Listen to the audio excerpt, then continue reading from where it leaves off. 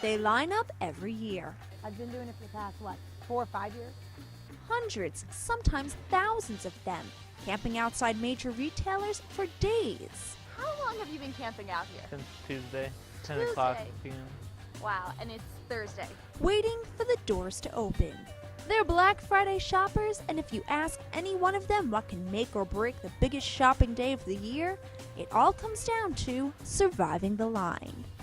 To wait in line, it's more about how you feel and how you can react to the situation more than the actual time it takes. And that's what it takes to be a survivor. Exactly. It's not just surviving, it's learning your environment and taking control of it. Clearly, survival is not a joke, which is why we present you with this, the Black Friday Survival Guide, The Line. It's camping, but you can't really see it as camping. You're in front of a Best Buy. You don't Right. have some of the natural amenities that camping, gives you. But then you don't have to worry about wild animals, right? Well, there was a squirrel earlier. They're mean. Survival tip number 1, know your place. For the serious Black Friday shopper, your spot in the line is everything. And though many are content to just be close to the door, there are the elite few who will tell you if you're not first in line, you might as well be last. You want to be first in line that first night. You're going to show up Tuesday at like 2 in the morning. You want a good spot. This may seem like the ideal spot, but being first does not come without a lot of sacrifice. I got Wow. sunburned. I learned 1,000 uses for a hat. Like my friend did his schoolwork. These people have been camping outside Best Buy for days. They've encountered a lot of jealousy. First group of people that showed up happened just before all of us started falling asleep. Oh my goodness. They pulled their car up and they shone their headlights into our tent, honked to their horn, revved the engine, and started screaming and yelling everything, talking about getting checkers and all Oh my that. gosh. Yeah, and that actually happened. That was the first group to show up after we did, Wow. actually. After that, a couple other groups showed up. All the honking the horn, the revving the engines. I think the first group actually came back a second time. I don't even know why. They wanted that They spot. wanted that spot. They It's were. serious business. We weren't leaving. Like the tent took like half an hour to put up. That's Yeah, too maybe. much effort already. And when it comes to Thanksgiving dinner, well, You actually had Thanksgiving dinner out here. You didn't miss out on it. Yeah, our families brought us foods and it was pretty cool. tip number 2, play nice. If you want to make this experience as enjoyable as possible, be nice to your neighbors. Usually if you have the tent up, if you're kind and courteous, more than anything that'll help you because the people will be nicer to you. You're allowed to leave and get food or supplies. And it's a given, as you can imagine, that line jumping and line squatters, or people who just place their chairs and leave them, are very frowned upon.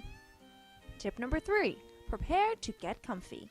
You'll be sitting in the same spot for a long time, so you'll want to make it as bearable as possible.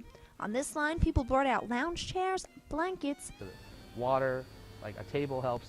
Chairs are a definite. tents, bean chairs, and even car seats. I was sitting here, sitting in this uncomfortable chair. And while I'm sitting, I'm like, how can I get more comfortable? And I thought about it and I was like, wait, I can take out my seats. Makes perfect sense. And above all, lots and lots of snacks and coffee. Tip number 4, whether you show up days before or hours before, most everyone in this line will tell you not to leave home without something to entertain you. Whether it be your younger brothers, Kind of sucked my brothers into it. Told them it'd only be for a few hours. I was bored at home, but I'm a little more bored here. playing cards, laptops, board games, a ton of your friends, Yeah, don't go alone either. That would be lame. or your home entertainment center, Yeah, they were bored and they didn't have enough chairs, so they just went back home and picked up their coffee table, television, and Xbox. That was about it. too much is never enough. Just bring a lot of stuff. Don't be afraid to bring too much stuff, and you'll be entertained the whole time.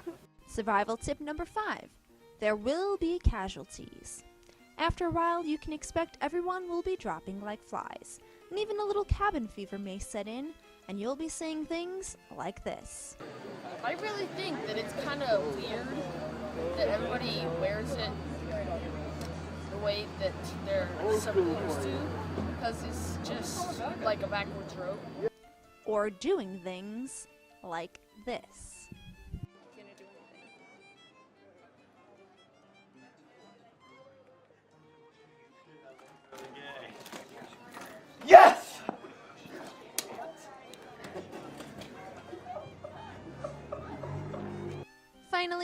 survival tip number 5.